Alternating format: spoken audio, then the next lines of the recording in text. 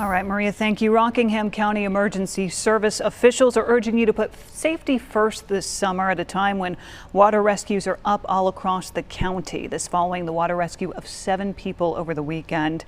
With the heat sticking around, EMS officials have a message for people heading out on the water. On a hot summer day, the serenity of a moving river can be quite calming. But it's important to be aware of the dangers of the water if you plan on floating down. Certainly a person should study the sections of the river in which they're going to float so that they have knowledge of what they could encounter as they're going down the river. Because it can be easy for the calm to quickly turn to chaos. Many dynamics make it change. Rocks, obstructions within the water, strainers is what they're called, where the trees and stuff fall into the water. They funnel the water into different areas. So there are multiple things that a person would counter while floating down the river that's going to change the dynamic of that river as they're going down it.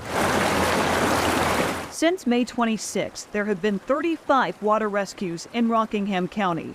That compares to just 11 during the same time frame last year. Almost every water rescue that we make is consistent with the absence of a personal flotation device. That's why each and every year officials stress the importance of wearing some kind of personal flotation device like a life jacket. A personal flotation device is what sustains that life should that inner tube bust, something puncture it. For any reason, it could malfunction and just go flat going down the river.